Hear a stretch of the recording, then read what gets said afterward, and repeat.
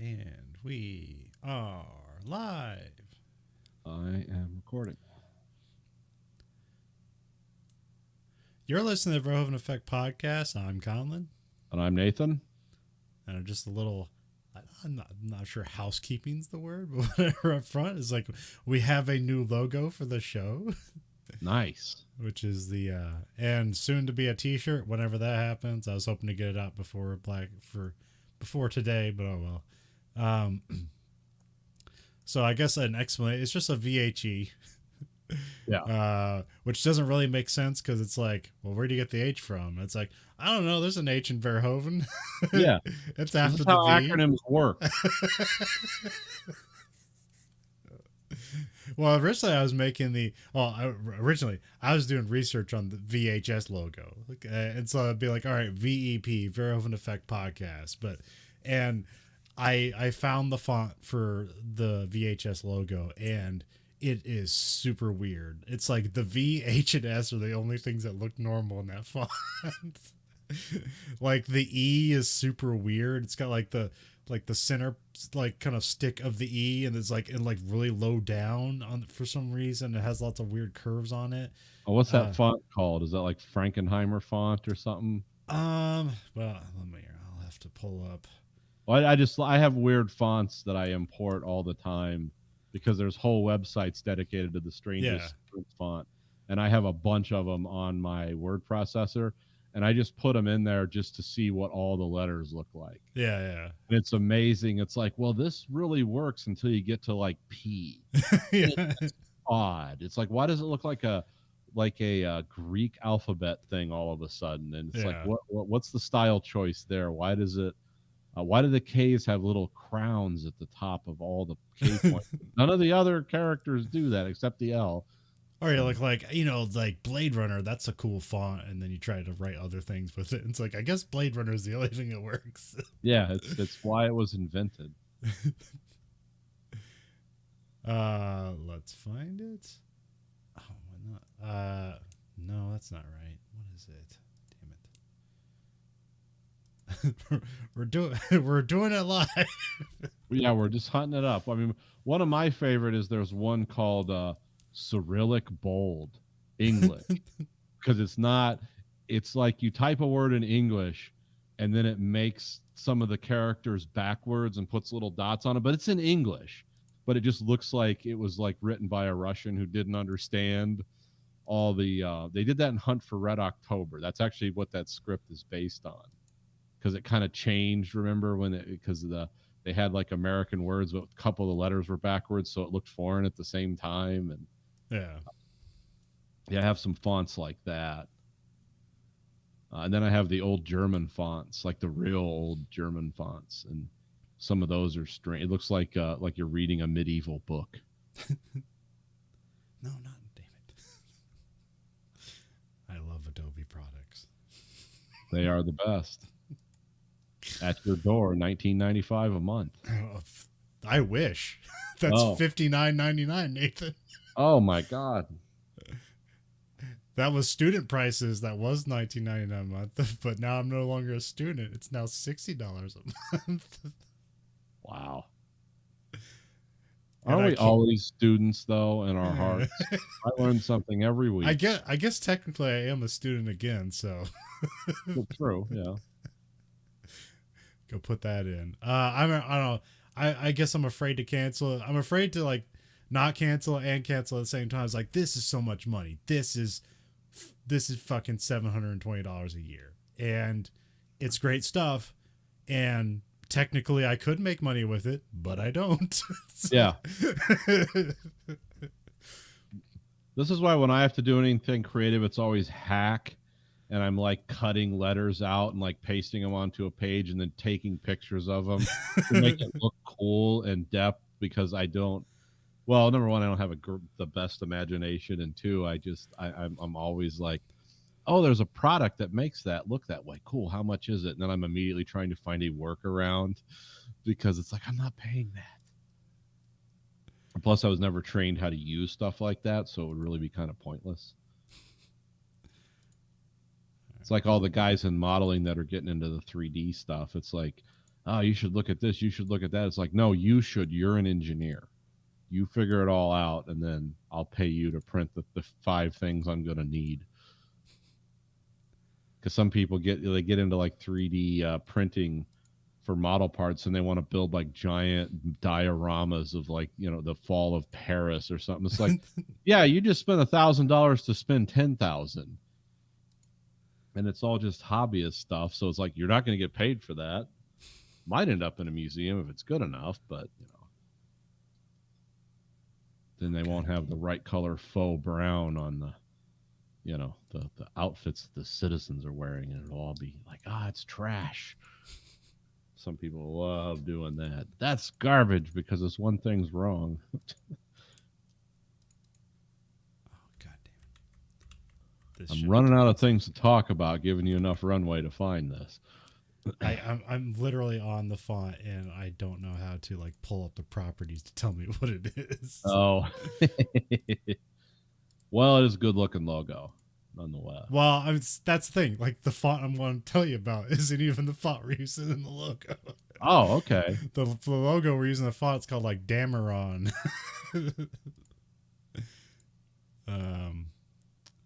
So is Elon Musk going to let us back on Twitter?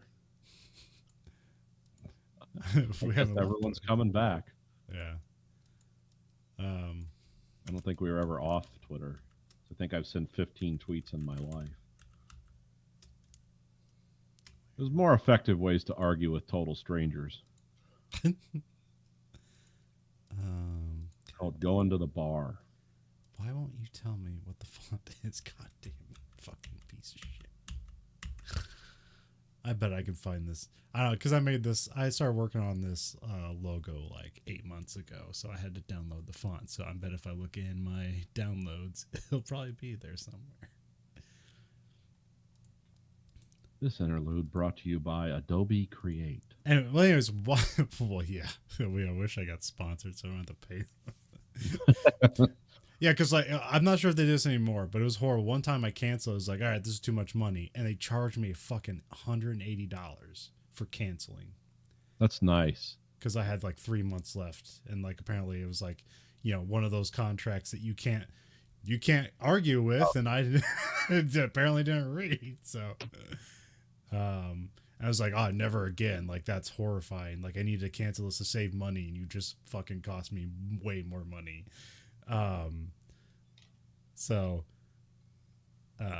But then I had to do it again for something we were doing. So yeah, I think I was thinking if it was for a school project. Yeah, because Adobe has some cool, powerful stuff, but it is expensive. And I guess technically it's like more affordable than what it used to be, because every one of their programs used to be like, well, that's a one cost $2,000, and here you go. Yeah.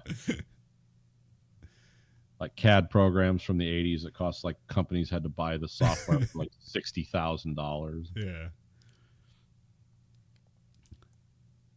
And then it only worked with their machines. And yeah, that was an amazing time. I was watching something on the History Channel about like Atari and the creation of like cart media and early video games and stuff. And it's like the processor costs for, it's like, oh, this is like ungodly expensive for the time, you know? And it was like a processor that you like your watch has 10 times or 1,000 times the power that thing did. And it also costs more. I think this is it. It's called Lester Bold Regular. Lester Bold Regular. Yep, that's it. Oh, wait, no, is it? Wait, no. That doesn't look exactly right. Oh, well, anyways. At least that's one of the fonts. Let's see what comes out. I downloaded an additional font. Hey, fonts are fun.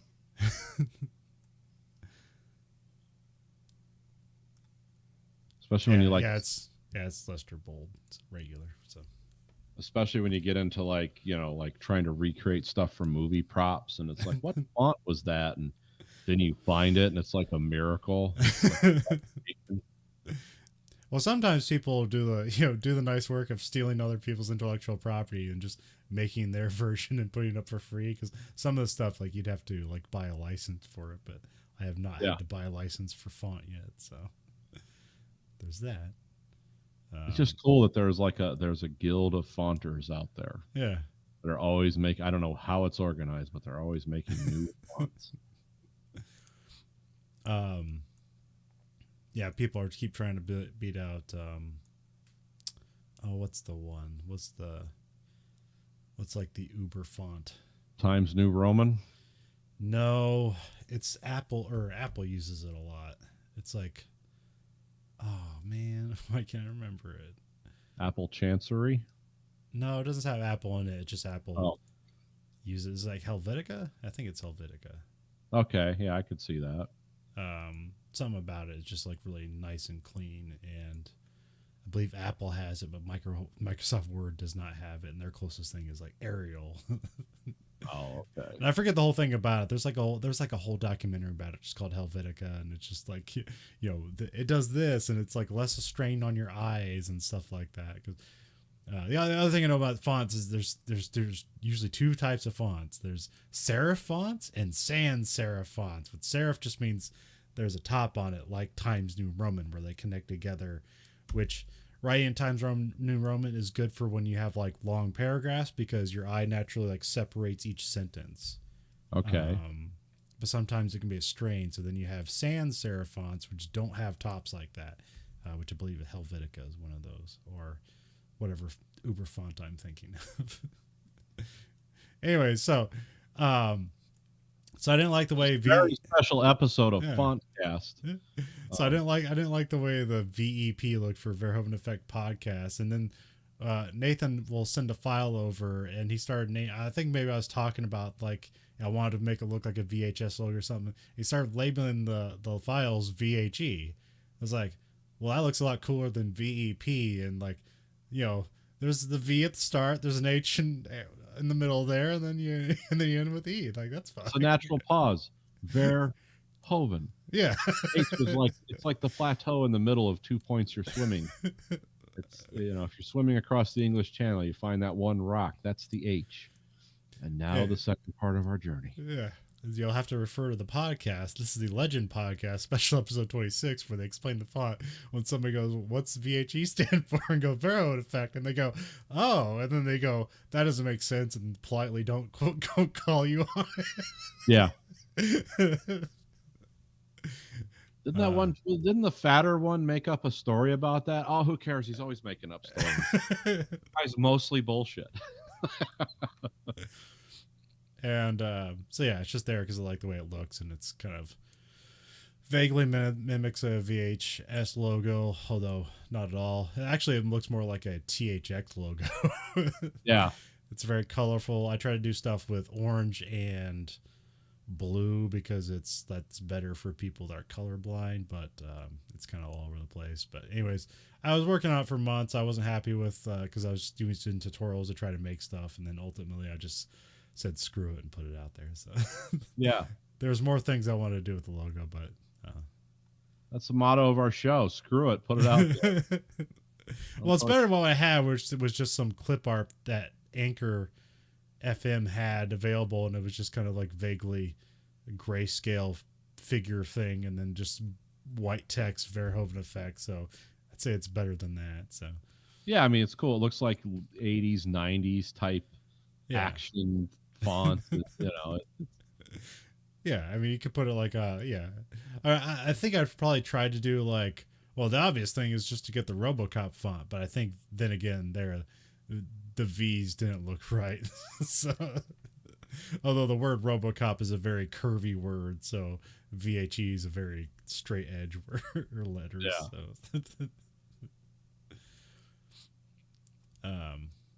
So anyways, that's out there. So anyways, the movie we're doing is the very special episode. I wrote down 1986 because that's when it was released in America, but it was originally released in like August in France in 1985. Of course it was.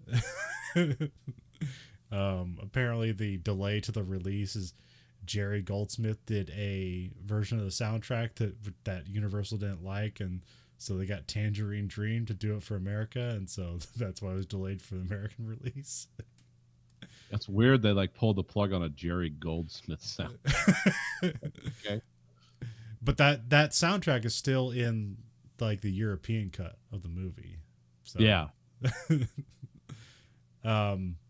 Do you know what version you saw? I just saw the one Amazon, so pretty through it's just the theatrical cut. So I mean, I the most recent one I saw was a theatrical cut. okay. I didn't go full Blade Runner on this, where it's like I'm going to buy every version of this. Yeah. I've actually seen this about 5 times. For the show, this would be the 5th time. So I don't necessarily hate it. It's just kind of like, I don't know. This is going to be one of those things like for the Verhoeven Effect thesis. This is one of those Ridley Scott's movies of that time where it's like all style over substance. It's going to be really hard to like pull out, tease things out of it as a viewer. But yeah, I've seen this like 5 times, and I always kind of liked it. Sometimes you choose a movie because it's like that was unheralded, and here we are to herald it or whatever. Yeah. Sometimes we choose a movie because it's supposed to be good, and we're just like, is it really? And sometimes you choose a movie because like it's a movie I almost saw, so let's watch. So this is a movie I almost saw a bunch of times because it was constantly in reruns, but I never sat down and watched it.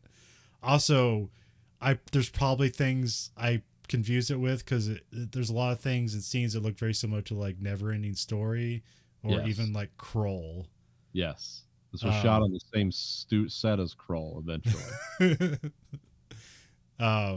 So I'm pretty sure like those all ran together. I've get those movies. I never sat down and watched them like front to back. But I've seen, if you see the boomerang and Kroll, it's like, that's the best part because that's what you're there to see. It's like, what's this thing? It's cool. Spider-Rang or something. Well, I thought it was just called Kroll, but apparently the planet's called Kroll or the evil's called Kroll or something's called Kroll or everything's called Kroll. I don't know. I never watched the movie all the way through again. So, which usually why I never watch these movies all the way through is because I get very bored easily of fantasy movies. Yeah, they can be tough, especially when you're like me and you're a young man. You're thinking everything's Lord of the Rings. It's like, oh no, there's only one Lord of the Rings. The rest of this stuff is just weird. Well, I don't even have that. I think I just get impatient with it because at least in sci-fi, when bullshit magic stuff happens, somebody has to explain it. Like there's science to it. Yeah. And in like fantasy movies, things can just happen because magic exists. They don't like explain. It's like, well, it's taking life force and doing this. Like, no, it's just magic. Yeah. It doesn't have rules. It just happens. They got magicked. That's all that happens. Which in like, kind of cheaper movies, that just gives them a leeway to do whatever they want. It's like, we couldn't afford this set, so we'll just quickly put this thing together where they magically transported to a different scene. Yeah. Which the if you magic transition. Yeah, I mean they did that stuff in Star Trek too, where it's just like, we can't afford this. I'll just do this and we'll make up some science. But again, they did the work of making up the science. Yeah, it wasn't some like, how are they going to solve this problem? Oh, random, unrelated, and nonsensical thing will solve the problem. It's like, yeah, now I'm invested in the story. And again, that's still a problem in sci-fi. I just accept their garbage explanation in sci-fi. Yeah, they're at least trying to do some work. We start out with a text scroll, which is usually not a good thing, but being this is a Ridley Scott movie, it's like, welcome home.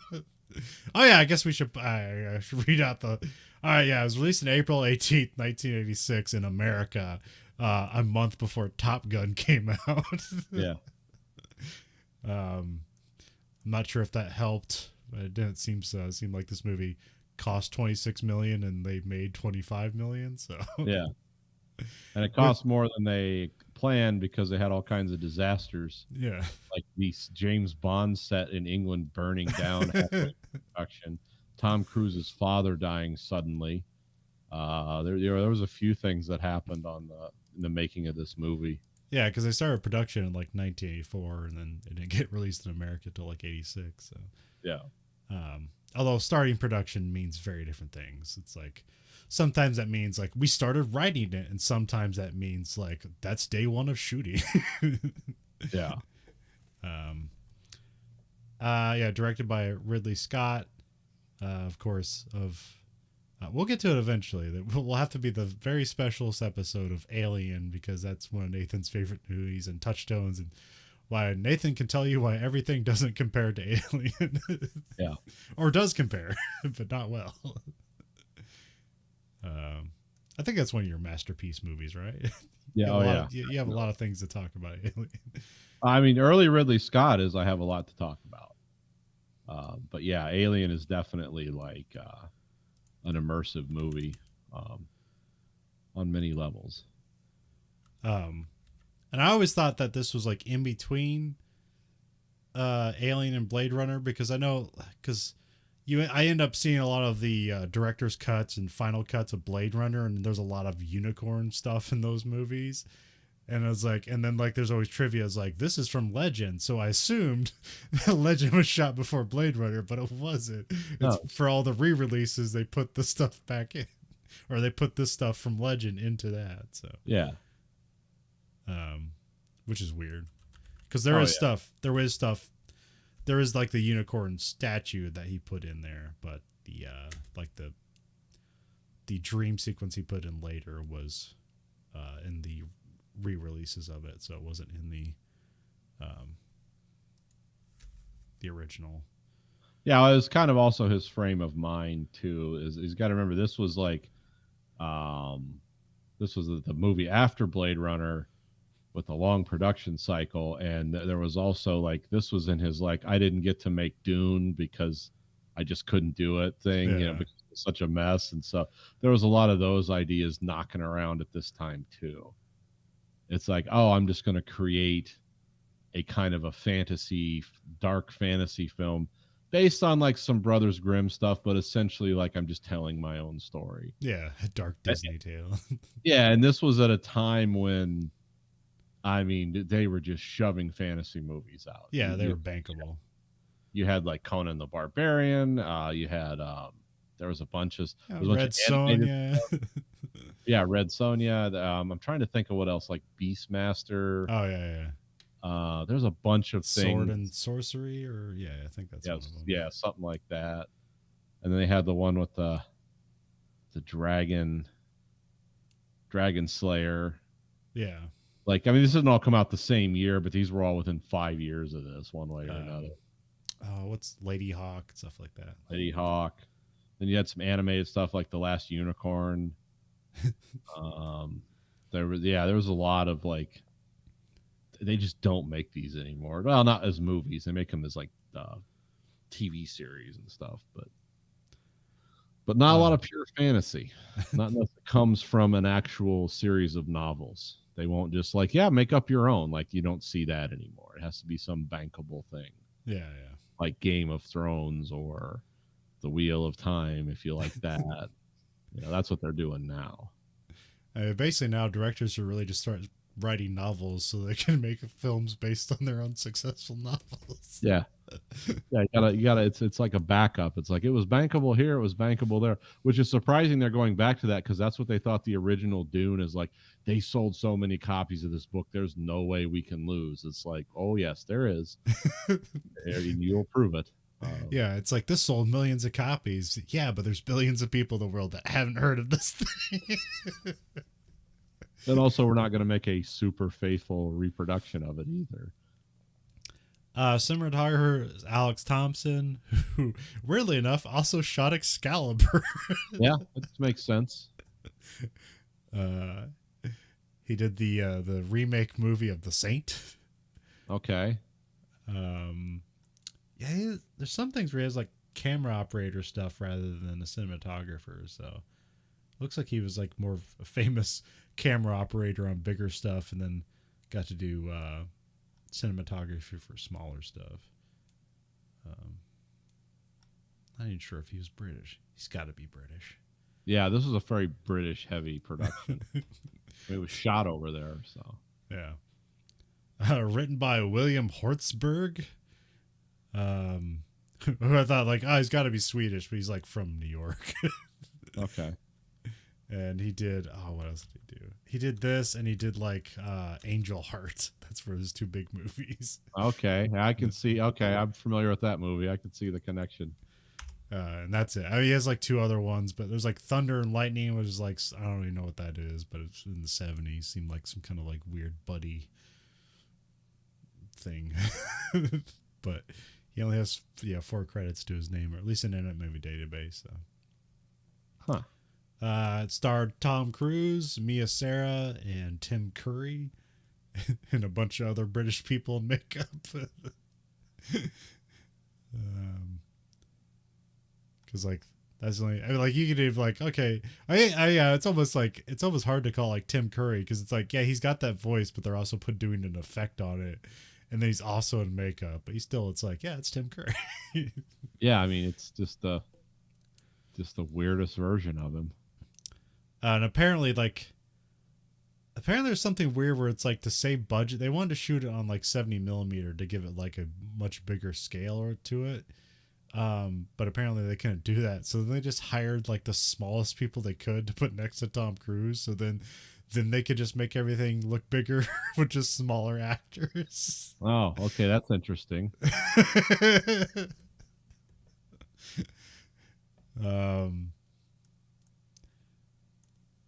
Oh, let's not forget Robert Picardo. Oh yeah. Played the swamp demon thing. It was going to eat them. That, the only time Tom Cruise used his sword. Yeah. But again, I think, we watched the theatrical release, and I guess I should have known it's a Ridley Scott movie, so there's going to be 400 other editions of it. Yeah. So yeah. There's an extended like cut that adds like an hour and a half, or adds an hour to it. And again, like, because I just threw this on here as a whim, is like, I never seen that movie. And again, I think this is like the 8th movie we've done that it's part of the Arrow Video collection. There's a special edition that Arrow Video put out. So. Oh, okay. I didn't know that. They seem to do good stuff. Like they're kind of like a lesser Criterion collection, but they do good work. They just kind of have like, their filmography is very kind of niche, or it's like a lot of horror films and stuff like that. But occasionally you get some like just, like cult classics and unheralded, good movies. So. Oh, okay. Just kind of pay attention to them more, because their stuff usually seems to be cheaper than Criterion collection as well. Right. So yeah, there's like a 2.5 hour version of this movie that's, again, like akin to what you talk about Ridley Scott, where he's just trying to make Paradise Lost over and over again. So apparently that's the extended version is just more Paradise Lost. Yep. The unicorns are the apple of knowledge in the garden of good and evil. Although here they do literally have an apple. Yeah, they actually offer one. Yeah. So yeah, we're back at the text scroll. Sorry, get lost. I didn't realize that there was a audio commentary, so I did a lot of other research I could to try to make up for it. So, the scroll was talking about there's like a battle between light and darkness, and darkness, who's like a literal person that ran away to gather strength to come back and banish light. Light is apparently stored in unicorns. Yep. Again, I don't know if this scroll is on the extended version. Maybe, I don't know. Because it doesn't add any information at all. It's just a bunch of gobbledygook. Well, there's a way. Well, I mean, it says like who the characters are and stuff like that, and I was like, in a way, it's like, oh well, this text scroll is technically Act 1. Yeah, that's true. Yeah, I never thought of it that way. Yeah. Act 1, text scroll. Here's the characters. Here's what they evil. need to do. The evil's actually like a thing, like a physical form. They say the purest mortals are the only ones that can find unicorns, and apparently Jack is one. And I wrote down probably Tom Cruise, and it is. Lily, probably Mia Sara, and it is. They naively believe that there's only good in the world, although that's not really expressed in the cut of the movie we saw, so maybe that's more expressed in the extended cut. But here they say there can be no light without darkness, and the universe depends on the balance, and the struggle to maintain the balance gives birth to legends. So the first shot's just like dawn light is like strewn through a forest with bears and rabbits and other animals. I'm pretty sure this is the original set before it burned down like 4 days later. Yeah.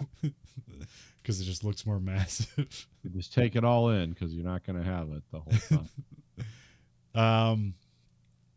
And then some sort of demon shows up like as like lightning flashes and eerie music plays. Inside, then they show a shot of a big tree, and inside the tree, there's just like demons torturing either other demons or humans. I can't tell. It's just a guy with like a rubber like butcher's axe just hitting somebody, but they're not actually cutting them, but that's what you're supposed to imply. Right. Yeah, because he's just pounding on the table.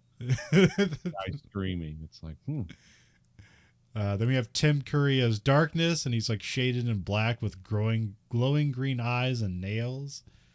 And apparently in the European cut, like you don't even see him till like an hour into the movie. Like not even this part shows up. So we have Blix the Goblin.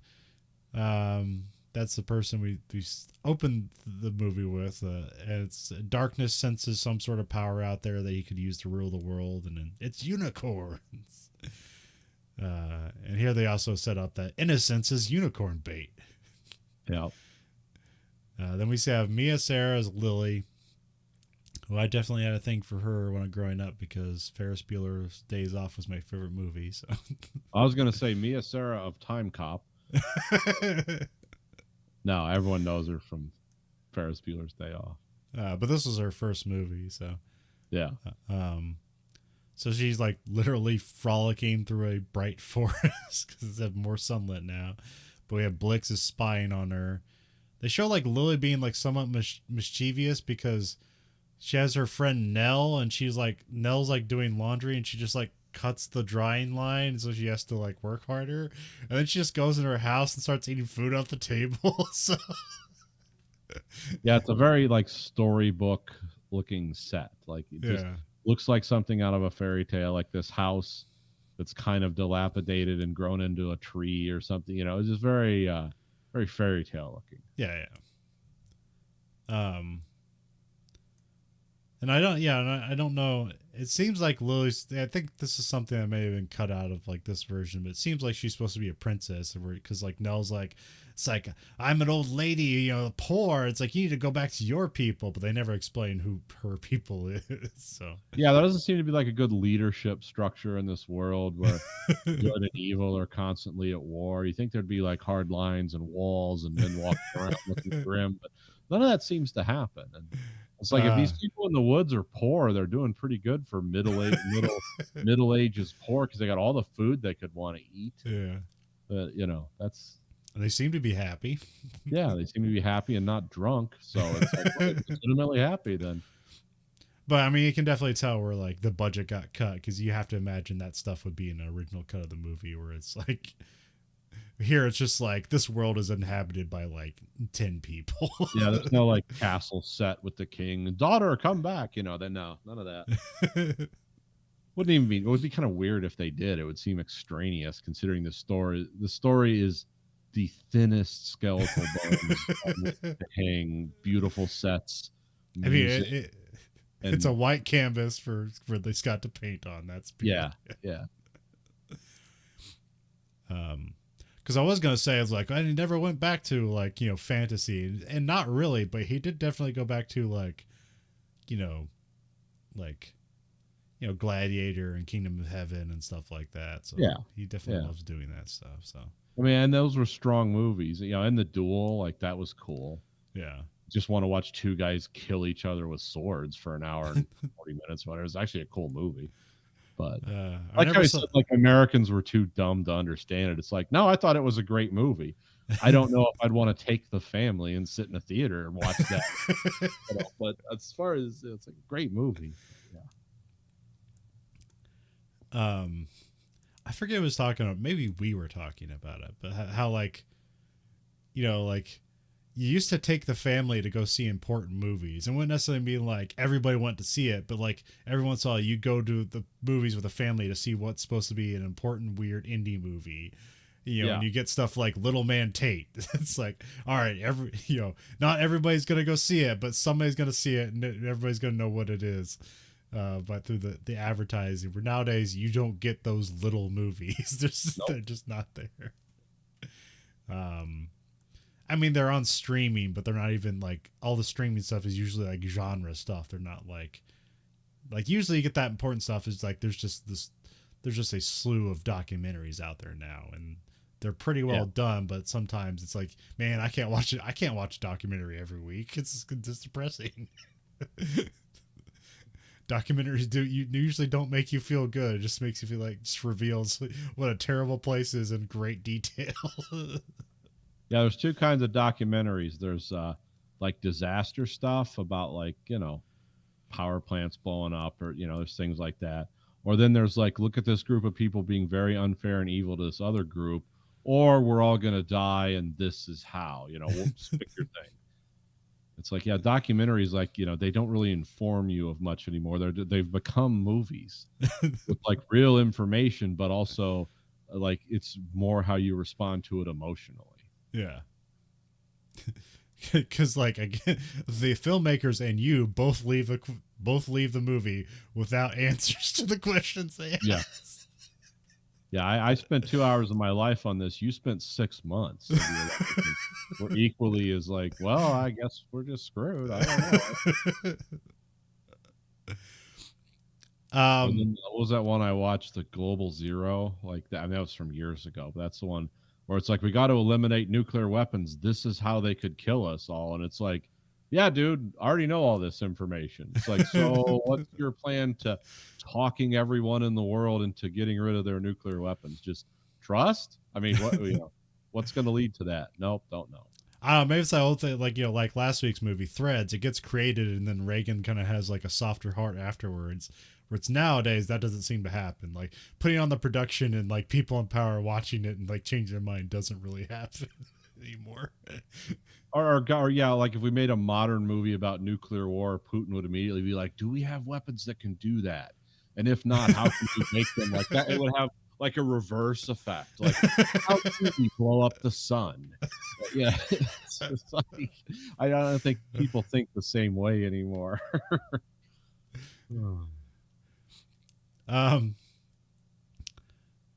So Lily's like in the house, and she's eating some food off the table that's not hers, and she watches a clock that gets covered in snow for a moment, and then Nell shows up. She's the resident homely lady that's like, they're friends apparently, but yeah. But Lily doesn't care about making life harder for her. So. But it's not that, it's not insidious. It's just, she's young and playful. So yeah. I mean, she even tells her, it's like, you need to stop being, a child. You're a woman now. Lily's looking for Jack. Jack leaps out of the trees and scares her. Jack's apparently, he seems to be just like, again, he doesn't have parents or anything like that. He just seems to be like a person of the forest. Yeah, he's the Jacko the Green is his name. Okay. Which means he's like, what's that thing in British, like Celtic mythology? The Green Man. It's like just the man of the forest. Oh yeah. I mean, he seems to be like pretty much a basic human with a lot of woods lore. Yeah. Jack is like Strider in this film. That's his purpose. Wait, who's Strider? The guy from the Fellowship of the Rings. Okay. He has what's his other name? Aragorn. Oh, okay. Aragorn, yeah.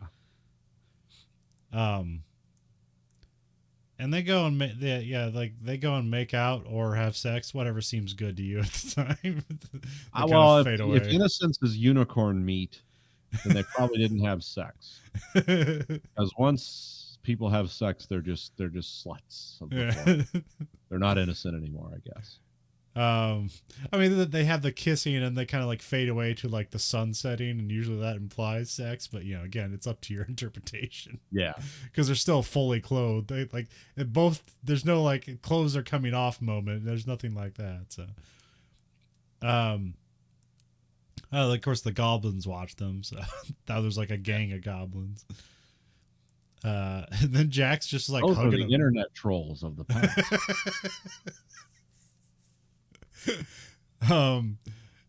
Jack is just like hugging a fox. Yeah. And just showing off that he's like in tune with the forest, even though again he's not some mythical creature himself. He's just a human, but he's just lives in the forest. Jack blindfolds Lily to go take her to see the unicorns, because again they're so innocent that they can find unicorns. Now he says it's forbidden that she sees them. He's like, well, I'm going to take you to show you something forbidden. Which makes me, then I think the sex is coming. But no, it's the unicorns. And he explains to her, like, you're not supposed to see this or know about this, so I'm going to show you a secret. I trust you. And she immediately betrays his trust.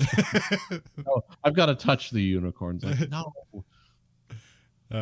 Also, it doesn't seem to, I'm thinking like, is this some kind of pocket universe that you can only see in the right way? But no, it just kind of seems to be a place in the forest that generally people don't go. It's not like nobody can find it for some reason. So, Yeah. Anyways, yeah, it's not. See, that's the explanation. That's the bullshit I'm looking for that they don't bring up. Yeah. All right, Lily, like we have to meet these prerequisites so before we can see the unicorns.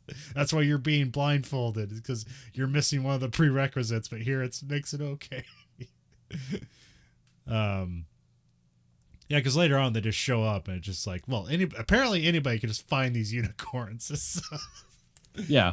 Once one person sees them, then anybody can see them. Yeah, it's like the goblins are just following them along, Yeah.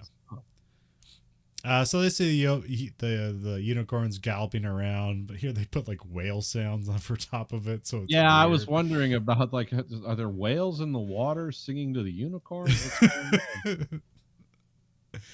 I think Jack says, as long as they roam the earth, nothing can harm the pure of heart. Also, apparently the uniforms only speak in love and laughter, because she's like, can we talk to them? Also, it's like, you have to give these two American actors British accents. Yeah, these really weird generic British accents, which works. You don't really, it doesn't take you out of it, but then when you think about it, it's like, wait a minute.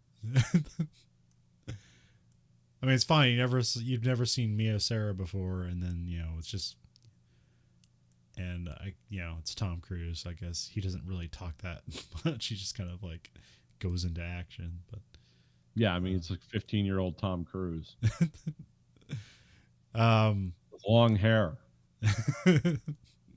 Yeah, I forget the trivia. There's some point about that where he wouldn't cut his hair for some reason. Yeah, he didn't want to cut his hair, and then it's like, and then he's doing Top Gun. Yeah. Can there be a long-haired naval fighter pilot? No, there can't ever. That's just not allowed. Like a Viking. No, Tom, got to cut your hair. You want to make $100 million? Cut your hair.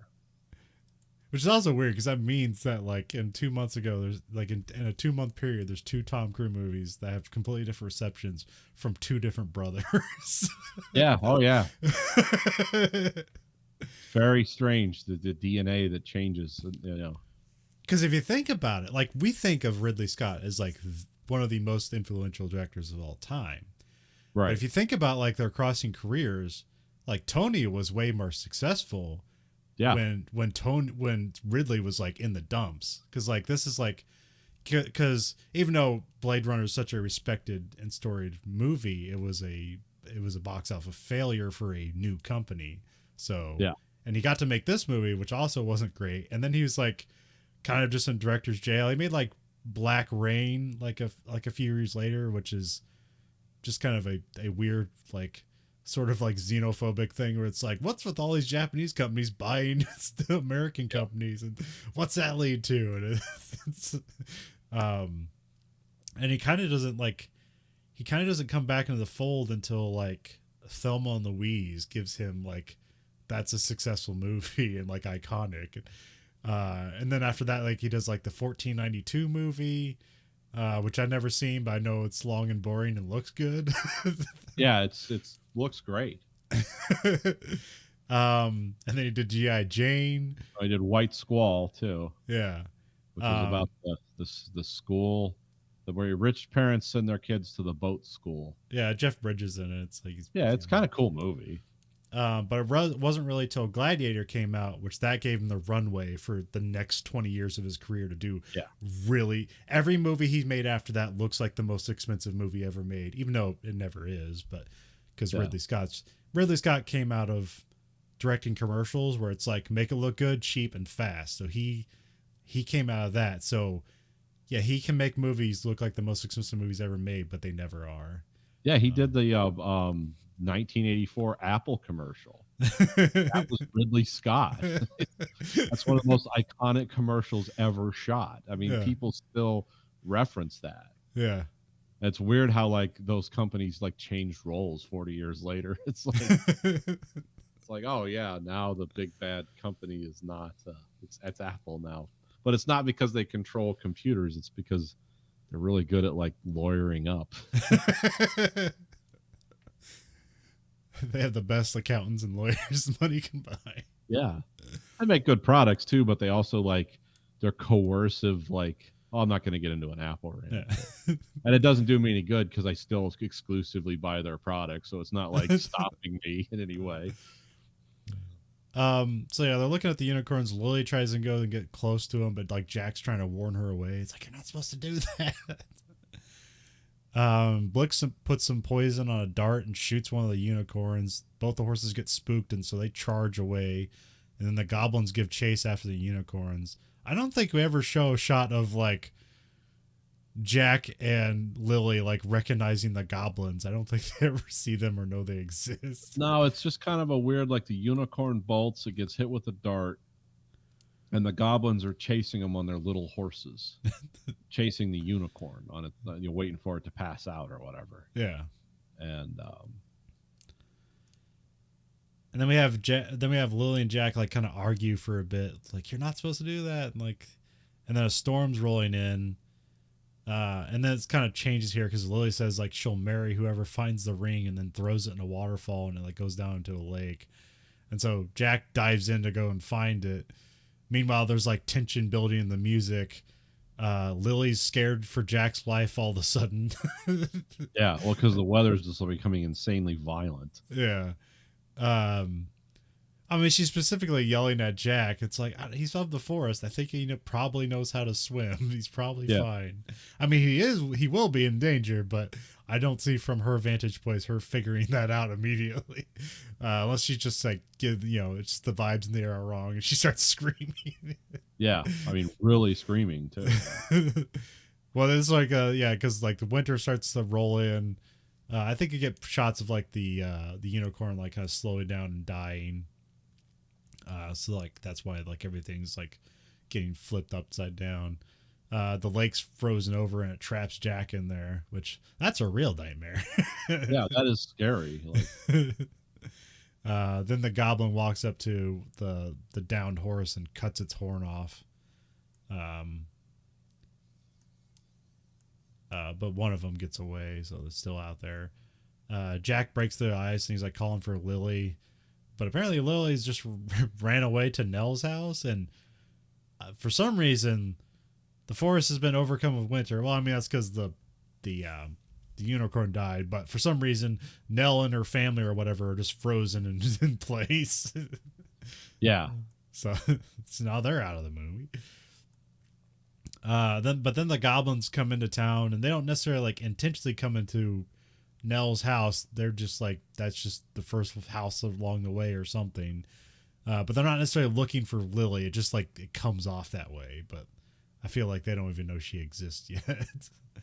But she like Blix, like the leader of the goblins, like always speaks in rhyme. Yeah. And I can't remember the lines, but yeah, it's like frozen wasteland to man. I don't know. It was something like that. But yeah, there's always a lot of rhyming speech. Yeah, some frozen time is something, a great thing for goblins, rhyme or whatever. Yeah. Well, Lily's like hiding in the attic or something, and like the goblins come in and start like roughing up the place, eating stuff, and then Blix has the unicorn horn, and they're like casting magic with it,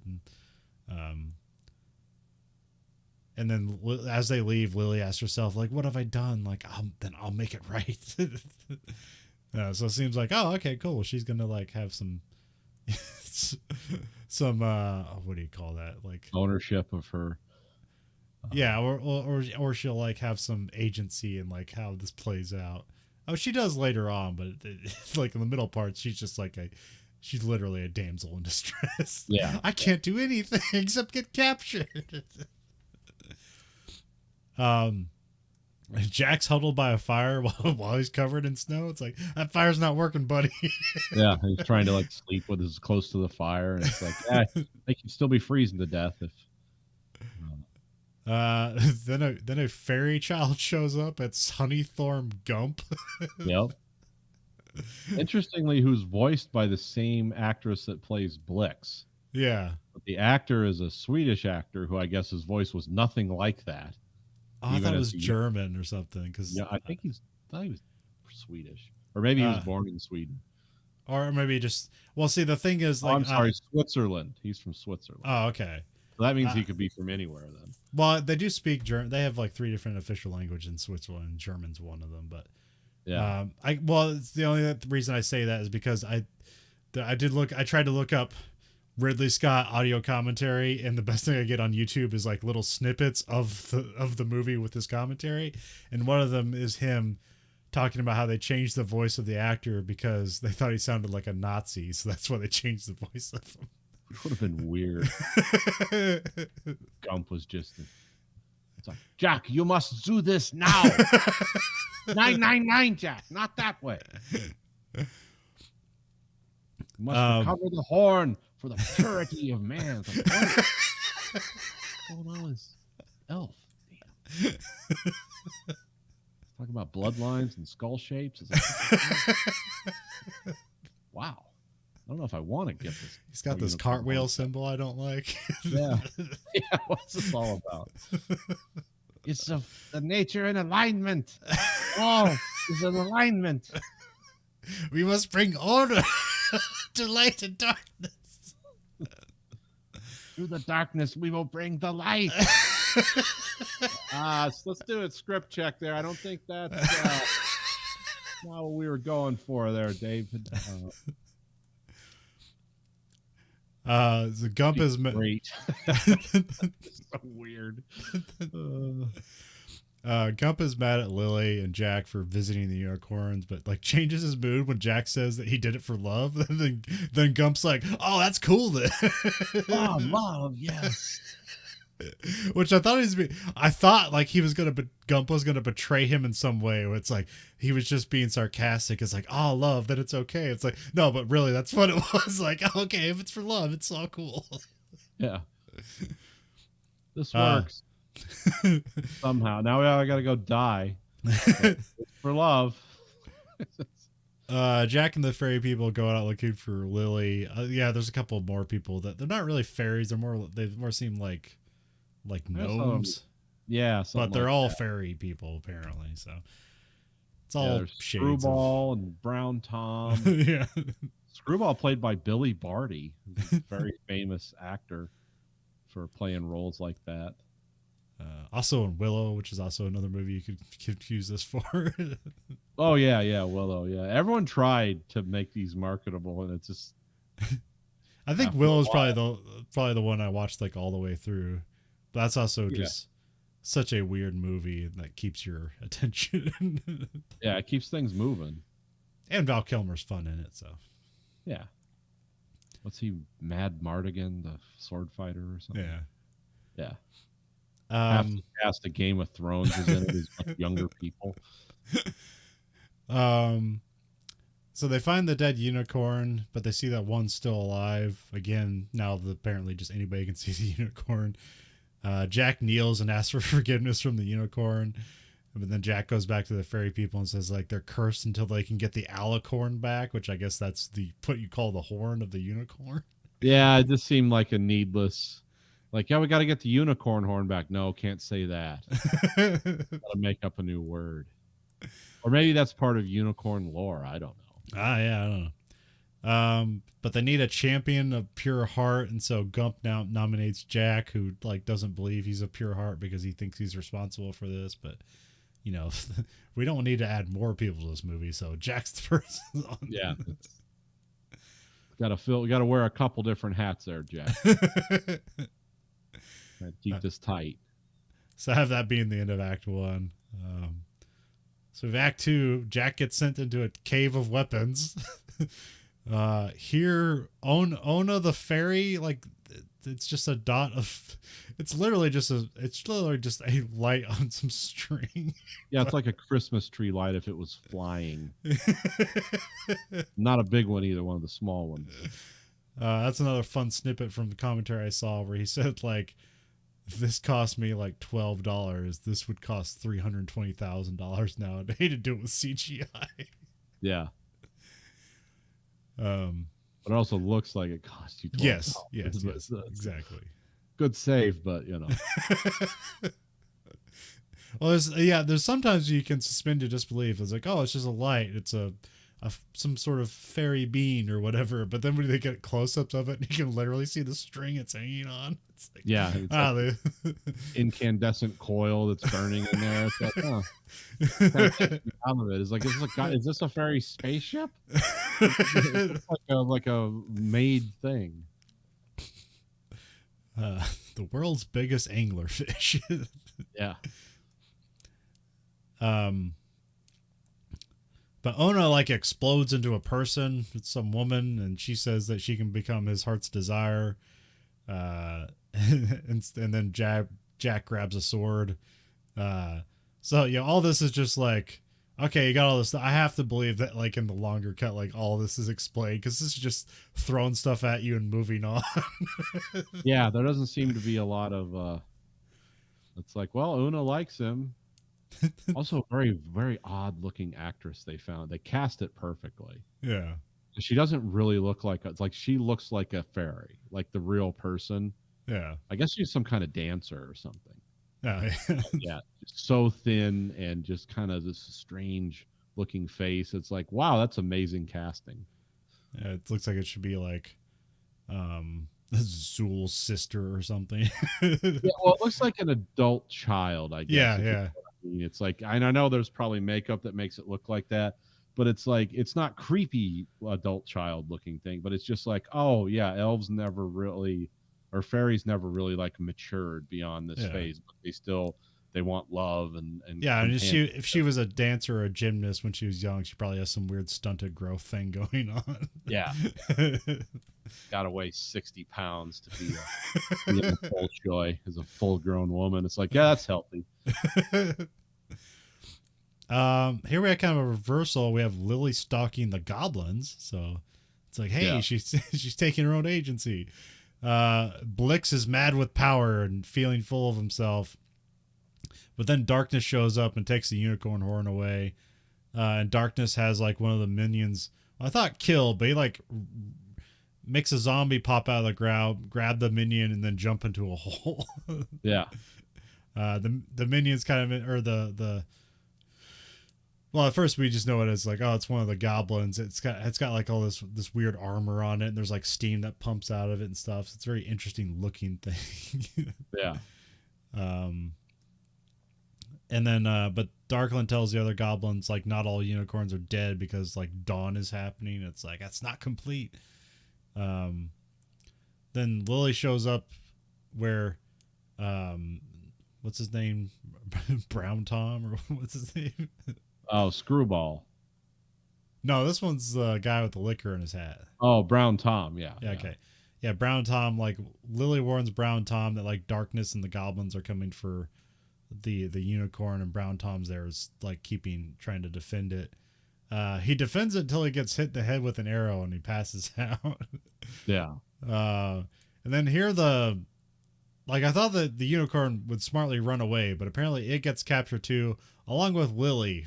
Which again, that's all she can do, just get captured. But and the Gump and his crew find Brown Tom, who he thinks he's dead, but he's alive, and but the arrow just got shot through one of the liquor that he holds under his hat. So that's so they have a good laugh at that. Then they cross to the evil swamp, and they're impeded by a swamp witch, which it's like something like Meg Muddlebones or something like that. And Mucklebone. And this is the one played by Robert Picardo, who is the holographic doctor in the Star Trek Voyager series. Yeah. Yeah, most know. He's also Johnny Cab in Total Recall. So yeah. Yeah. This guy's been in a lot of things. But I didn't know that. I was like, who's Mecklebones? I was like, oh, that's the witch. I was like, okay, I wouldn't guess that was his part. Jack cuts off her head, and then they move on. So that's that. Because he has a shield and sword at some point. Doesn't make it very long, but he does have it for a little bit. Yeah. I think this is the only time he actually uses it. Well, I mean, he has like a sword fight at the end, but I think it's with different swords. Or maybe it's the same sword. I don't know. Yeah, this kind of had a setup in similar. It seemed kind of like they had things set up to kind of seem like the trash compactor sequence from Star Wars, but with fantasy. But it's just over in like 3 minutes. Someone had to build that set, put all that mucky water in there, and then you're done. That's all you get. Scene. They move forward and then just like fall down into a prison with dead bodies all over the place. They meet the armored goblin, but then they find out it's revealed to be like a lost fairy or whatever. And I can't remember, his name's like Bungle or something like that, or I forget what it is. Something like that. Blunder, that's it. Then we have like the orc butchers from earlier coming looking for meat in the prison that they barely maintain. So everyone runs and hides, but they take Blunder away. Jack tries to get Una to steal a key, but she has to reveal herself that she doesn't want to, and so as compensation, she demands a kiss from Jack. So he kind of just like pecks her on the mouth, and she's like, no, like a real kiss. So then she poses as Lily for a bit to get a better kiss, but then because he knows the truth, he can't accept that. And then she gets mad, and they feel like it's like, oh, she just abandoned us. But then she comes back anyways with the keys. So they get out of there. Now she's just mad. Yeah. Again, a seemingly pointless scene, but then we have Darkness talks to his father, who's just, I don't know, just a spirit in the fireplace or something. I don't know. Yeah, it's a weird scene because they had smoke coming out, or they like reverse shot it. Yeah. So it looked like smoke was going into the fireplace with the two demon statues. Yeah. Sitting in this huge fireplace. It's a cool. I mean, all the stuff with Darkness and the whole dungeon scenario in this is really cool. Yeah. It's really well done. And the way Darkness looks is like still frightening and effective to this day. Oh yeah, like when someone says Satan or the devil, the first image that comes in mind is this image of Darkness. Yeah. Which is the big red face and horns and stuff like that. Like that's what I think of. Which is just the classical, devil thing, but just kind of put to a big makeup form. Yeah. And that's always the part like I saw in reruns when I was a kid. I'd always see like these scenes with Darkness, and that's like, oh, that thing, and then just never watched it. So like father tells Darkness that he needs to corrupt Lily through charm.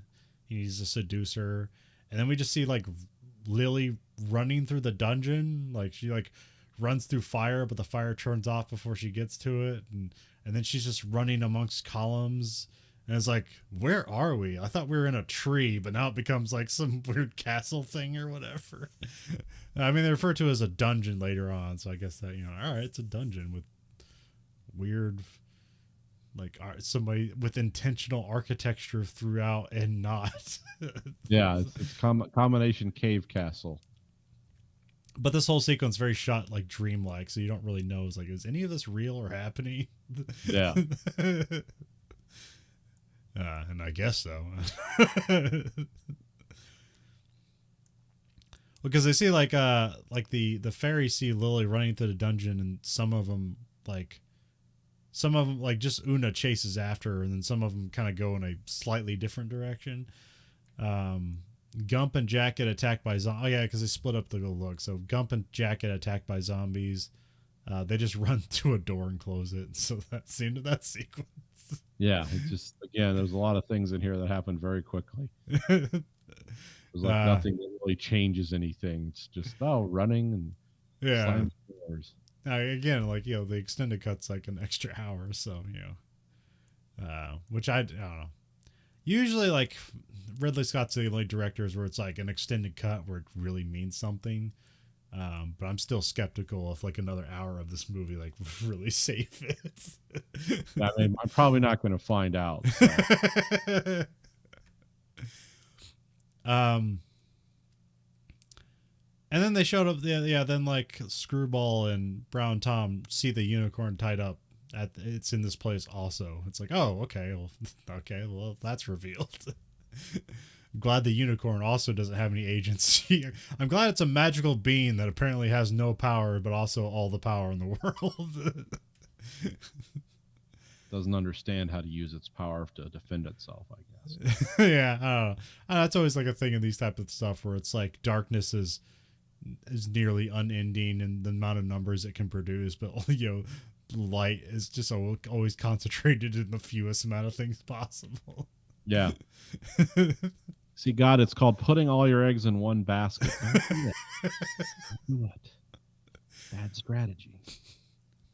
Then God's like, but you don't have to pay the extras union scale. It's like, oh, okay. I see. So God is a businessman. Lily walks towards a bunch of jewelry and chalices, and then there's like whispers that like the father whispering like seduce her and charm her, and I'm like, is she hearing this? Because when you hear those whispers and continue to walk towards the thing that's like clearly a trap for you, I'm afraid. Look, shiny things. I don't know, she's innocent and naive, so I guess so. Yeah. The statues come alive and start dancing, and then like that's a weird scene because it's like going on in the corner of the camera almost. Yeah. This is one of the best scenes in the movie. Just cool factor alone. Yeah, there's like statues that come alive and dance, and they're kind of weird and cherubic, and then there's this one like more like official dancer that's just like in all black, and they're wearing like a black face mask too, so you can't see them. But then I get essentially what's supposed to be is like the dress is dancing unto itself. Essentially, is what they're trying to get across. Lily seems confused, but then it's like, hey, all this evil stuff happening, why don't I dance with the evil thing? Yeah, when in Rome, this looks like a version of hell. Let's dance. Then she gets like the goth princess magical outfit put on her. She looks cool in it. So yeah, this is when like Dark Lily emerges. It totally works for you. But then she faints as like darkness comes out of a mirror, and this is where we first see him as like his red devil form, and he's like this 9-foot tall demon, massive horns. 5 hours every time they did that for Tim Curry in makeup. Yeah. Who's the guy that did? Look up. Who did? Oh yeah, the special effects guy from The Thing was one of the main guys in this. Well, I looked up because I was like, how do you say his name? And I looked up some. It looks like Rob Bottin, but it's like Rob Bottin is how you say his name. Yeah, I've heard that before. Yeah, so he worked on The Thing, and The Halloween. He did a lot of like makeup stuff, and like he was like 24 at the time he did this movie, so he's already like the best guy in the biz, and he was still in his mid-20s. Wow. Well, what hills are we climbing next? Also, weirdly, he kind of looked like McCready in The Thing. He's just a Yeah, big that's guy right, with he hair does. all over the place. Yeah.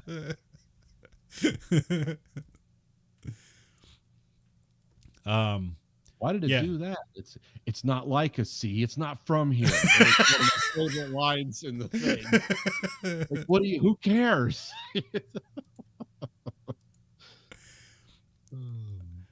um, but yeah, like like but the bad part was like taking off the makeup. It was like he had to basically soak in this bath that would like undo all the stuff they put on, and I guess it gave, because you're basically like, it's like a thing where like, like put some straws in your nostril and just hang out in a bath, and like Tim Curry got like extremely claustrophobic, Oh and then yeah, got out that'd too do it. early. Got out too early and like went to rip the makeup off his face, and he like tore his flesh off his face, and so that delayed production. Yeah. Oh Yeah, they used to torture people with that stuff. yeah. I mean, it's still bad now, but it's not as bad for you to do it. Yeah. Like What nowadays, was, what was like Michael Dorn, who played Worf on The Next Generation, said he felt very isolated because like once they put the Worf makeup on, it's not coming off to go eat lunch. And so he was just like hanging out in his room eating. It's because he tried to go out and do things, and people were like, "Huh." Yeah, it's a movie, But yeah, he said it made him feel kind of isolated. so yeah, darkness is just a very classical satanic imagery of giant horns and hoof feet and stuff like that, and red. So Yeah, very red. Lily wakes up and he tries to convince Lily that she's like evil and sinful, which she kind of hard at this point. Yeah. Yeah, she kind of believes that in herself, but she also is like, yeah, I'm not going to trust anything coming from you. So even if you're tapping into my own self-doubt, like you're obviously a liar and not good for the world. Why won't you believe me? I don't know. Big satanic horns, red skin, maybe gives that away. It's like, hey, I shouldn't trust this guy. And plus, you say you want a relationship with me. It's like you're 9 foot tall, like half satyr. It's like, I don't think there's going to be a lot of good sex going on. You're like you weigh 800 pounds. It's like, how's this going to work? I think like the fairies are kind of like looking through a crack in the door. Like they tell Jack, it's like, she's too far gone. There's nothing we can do for her. It's like, I don't know, open the door and talk to her. I don't know, whatever. Yeah. It's movie logic, I guess. She's got black makeup, Jack. It's over. Once they do the dark eyeliner, they're lost to you. They're lost to the light. They're going to start listening to Swedish death metal and burning down churches any day. And I think there's a point where like darkness says like light can destroy him, and so like they whispers like, as long as the sun shines, we can destroy him. So I had that being the end of Act 2. So Act 3, we have Screwball and Brown Tom are found like just cowering around the dungeon. Basically ready to give up and die. Yeah.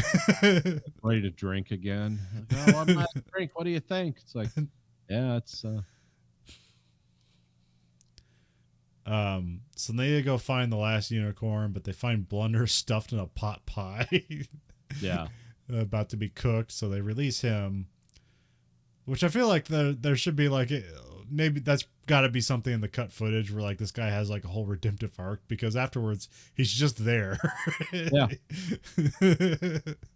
He's ready to switch sides again because he's like the brother of the other two guys, right? Yeah, something. I don't know. Yeah, they were related. They call him brother. I don't know if that means literally, figuratively. I'm not sure, but yeah, because I don't know how long these people live, and their familial structures might be crazy. So, there's only 100 of us, but we all live to be 900 years old. So everybody's an uncle, brother, or something. Yeah. So the gang are going around. They're gathering up all the shiny dishes in in the like the butcher shop or whatever, the kitchen. But then they end up clanging the dishes because they're like throwing it like frisbees to each other, and it's kind of fun. But then they clang together and wake up the orc demon butchers or whatever they are. But they're able to fight them by just kind of like hitting them a while, and then at one point he knocks over a pot, which apparently just obliterates the room, but not really. But it just kind of, it's implied that like all that hot, water they were cooking like hit one of the orcs, but like it really doesn't hit anybody. But they make it seem like it's an explosion went off or something, and like only those who took cover had survived. Yeah, it was like some kind of steam explosion, and yeah, I didn't understand that exactly. I thought, oh, do you just pour burning pitch on one of the orc cooks? But like, no, the guy's just standing there screaming. Like, all their nerves must be in their feet or something. Why you can't hurt them when you hit them in the head with a hammer? Like, yeah, they don't feel that. It's their feet. You got to pour boiling water on their feet. But since they knocked over like the cistern or whatever, they see that the chimney, they see light coming through the chimney. So it's like, all right, we can get light down here. So they're going to shine the light on all these shiny dishes and try to get it to hit darkness. And so that's their plan. But at first they make, there's a whole to do about like, somebody's got to climb up there. I don't know who's going to do it. And then they're just like, it's Screwball. It's like, I can do it and I'm small enough, right? It's like, oh, okay. Like, I don't know why this is a problem, but it becomes a problem later on. But yeah. We have Darkness trying to seduce Lily, but Lily like rejects him, so he gets like mad about it. But then she kind of like, switches a bit, and then she's like requests that she gets to kill the unicorn, and then this is to the delight of Darkness. It's like, ha ha, somebody I can get behind. I like this broad.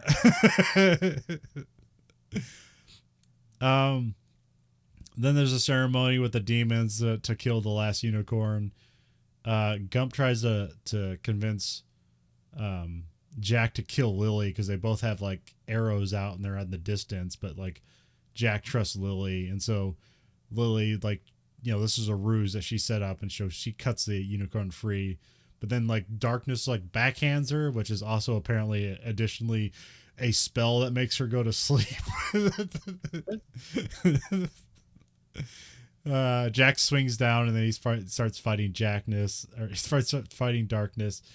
Jackness is overpowered by Darkness because like basically every swing he hits him, it just like knocks him back like 5 feet. But he's nimble enough to kind of avoid most of the blows. It's a cool looking fight, but there's a lot of times there's like they had like a mask they put over the stunt guy. It's like, oh, the mouth doesn't move, it's just wide open. You can see the stunt guy's chin through the mouth. Yeah. That's fine. Again, you're having to put Tim Curry through 5 hours of makeup for a 30-second shot. Maybe have some alternatives. Seems to be a lot of, and you're shooting it in such darkness that it's like, oh yeah, you can get away with that for a few seconds. And then Una goes up the top of the chimney, where apparently Screwball just like fell asleep because the climb was too much for him, so he went to sleep. And he didn't set up the mirror. Then Una goes up there. She becomes a person corporeal again. Being. Yeah, but like the dish is too heavy for her to like move around. So, but Screwball's waking up to help her. Jack grabs the alicorn and he throws it into darkness, and so like stabs into his chest. But then he kind of like pulls it out. But like as he's doing that, like Darkness is like being just sucked into space. Yeah, I don't know why this starts. I thought it was the light that hit him, but it's like, wait, no, this happened before the light. So yeah,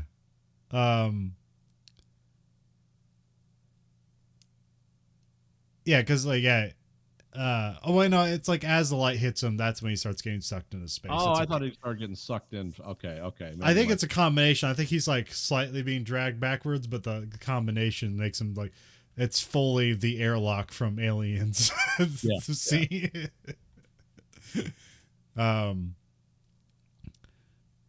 And so like yeah, so then he like darkness is like talking about like, hey, you need me. It's like there can't be any light without darkness and stuff like that. And Jack thinks about it a bit and then cuts off both his hands and he just flies out into space and just kind of like lightly explodes into like 4 beams of light or whatever. He becomes the Big Dipper. um and yeah, He he actually goes, has some great lines there. It's like, you yeah, can't exist without me. yeah. I'm in you. And Jack's like, not if I cut your hands off. It's kind of like, I think he pondered that for a little bit. But Yeah, does. which like I don't know, that's what people suggest the extended cuts more of that, of the whole about the discussion of light and darkness and how more about Lily and Jack being like less innocent than like how they're portrayed here and contemplating like what it is to be human and stuff like that. But I don't know.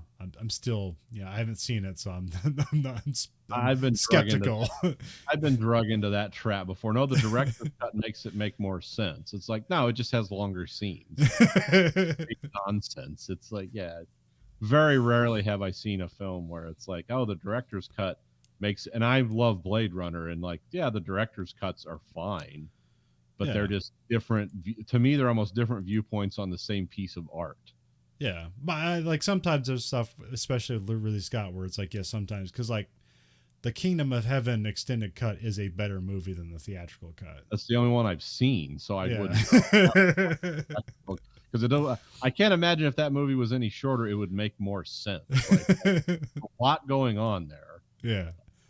So. So yeah, like so darkness kind of lightly explodes, and then there's a lot of quick cuts here because Lily's apparently cursed to sleep or whatever. Jack finds her ring in the lake.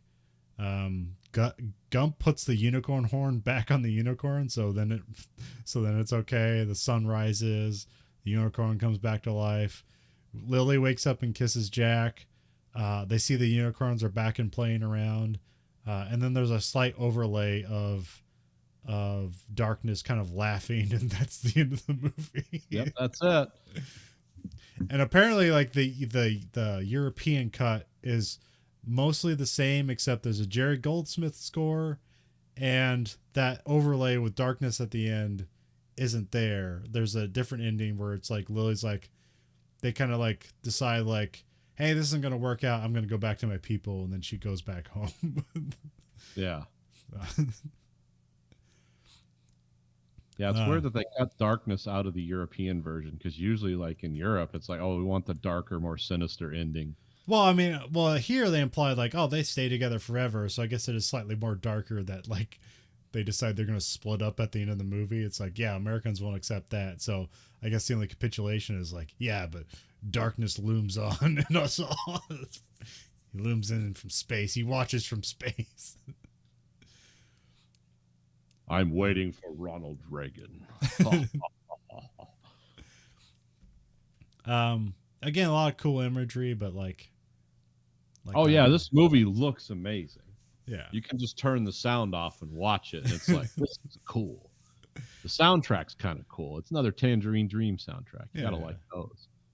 Yeah, I forget the song at the end. It's kind of ridiculous, but I feel like it's just one of those weird 80s songs that's kind of meant to be hopeful or something. That was written for the movie and performed by a guy. Yeah. Because they shot the video with like the screen behind him, and he was just singing the song, and it was just like different takes from the movie. Yeah. So if you watch on YouTube, it's a weird experience. It's like they don't do this anymore. Apparently there's somebody from Pink Floyd does like the guitar solo in that video. Yeah.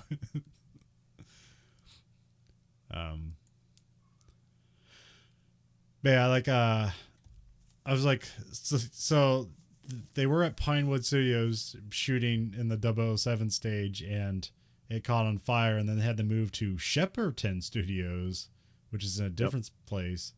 But they just kind of shot like on the grounds there. They have like some wooded areas, and so that's just where they shot the rest of the movie. Yeah. But it's pretty cool. I went to Google Maps to like look up Shepperton Studios, and you can like walk through the campus and all the areas. Oh, it's cool. It's really neat because it's like little, and like it's like really expanded because there's like old brick buildings, because this this Shepperton studio has been around since for 91 years, like back when it was doing like just broadcast production and stuff like that. Oh, okay. So they got old brick buildings, which I have to imagine are either just like probably administrative stuff now, or maybe like just like, you know, um, just like archive the work legal and stuff department, like that. Yeah, management and stuff. Yeah, grounds management. but it's huge. It's like a campus. There's like even like little stores. Like here's a place that does like, here's where all the lenses are, and there's like little production companies all over the place. There's one building. It's just where they have all the wood for everything, and it's a whole company that's like a wood company. It's like, oh yeah, well they're building all these huge studios. Like they have like there's really small like kind of like warehouse studios that are kind of like the half oval thing, and it's like, okay, this is like a 1-story story, and then they have like a newer one that's like 4 stories tall, and it's like, okay, that's where they're doing like the big stuff. Yeah. And then I did, and it's not as, you know, also like I don't know who took the Google Map video of it, but they had to have been on a bike because they're like surrounded by cars, and there's like, of course it's Europe, so like everything is like super narrow and not meant for cars. But yeah, it's pretty neat. And then I also went over to the Pinewood Studios on Google Maps, but it doesn't have it's not as comprehensive as this one. But I was able to see the 007 stage, which is, I'm not sure if it's the same one or they just renamed it. It is huge. It is like 8 stories tall. And they build sets in there. Yeah, I think it was called the Albert R. Broccoli 007 studio after they built it or rebuilt it. There's also like an Orson Welles like soundstage at Shepperton Studios. They got like a theater there, and same thing with the like, I mean, Pinewood's even bigger, but it was just really neat to see that on Google Maps. Like I wasn't expecting it. Because they have like, you know, it's like, here's the armed guard station where it's like they have to let people in. It's like, they let the Google Map guy in.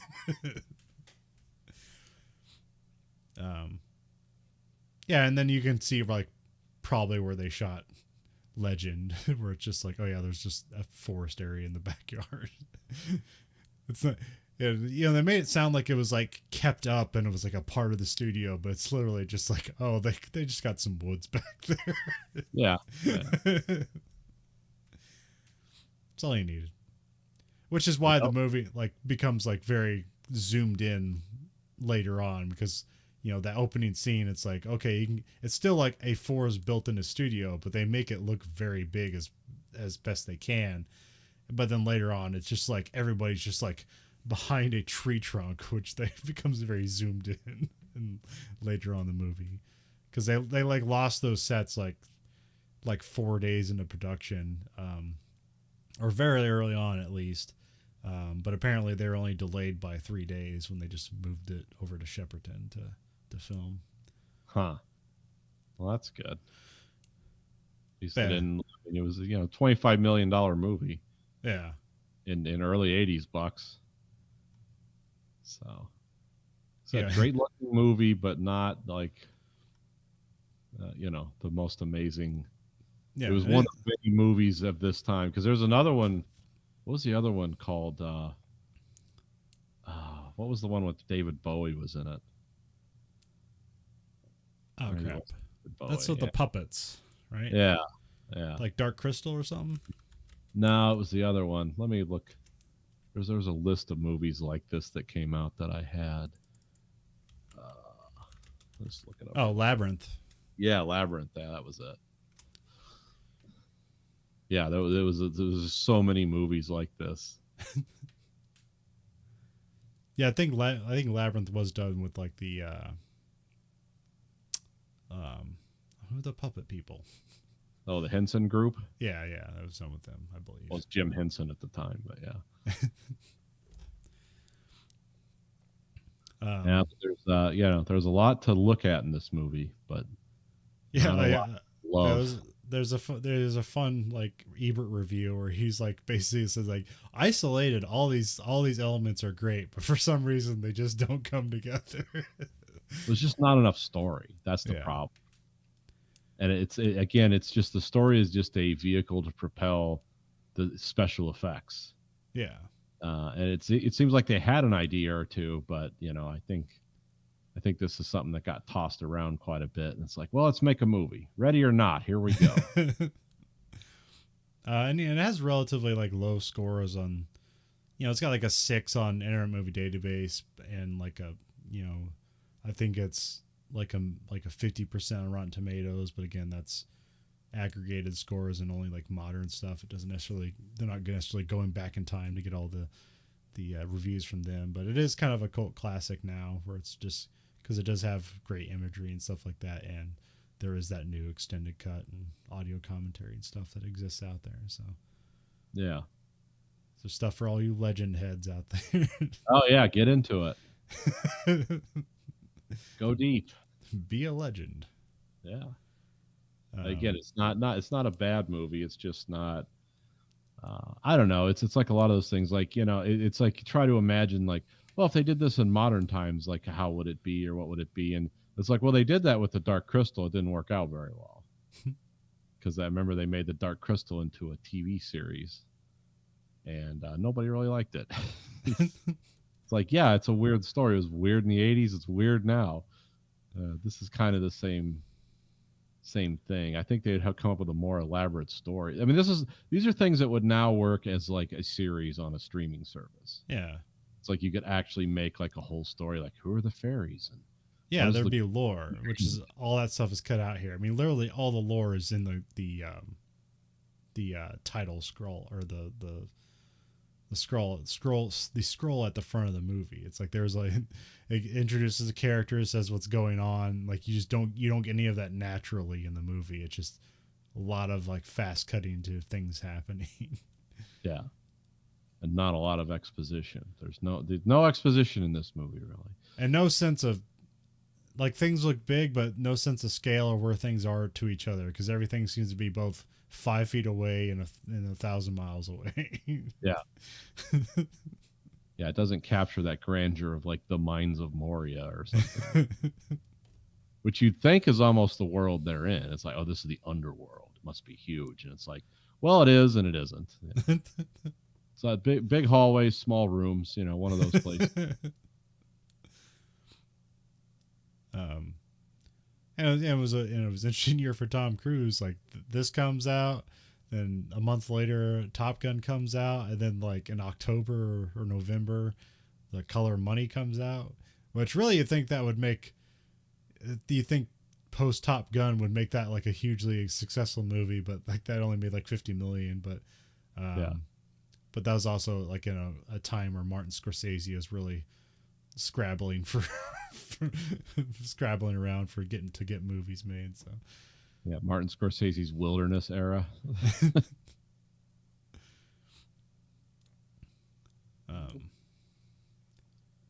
Which I think was really like Cape Fear that kind of brought him back. It's like, yeah, I guess we should get him to make movies. Yeah, he makes pretty good movies with Robert De Niro. I'm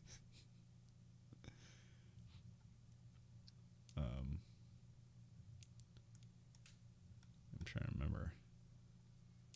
Yeah, that might be everything I have. But yeah, again, there's an Arrow video release, so if you want to find that. You're not going to get it today, but I was looking up and like, damn, these prices for these are pretty good. This is like $20 DVD with all these extras that I forgot. It's Black Friday and they have like 50% off on the DVDs. Oh.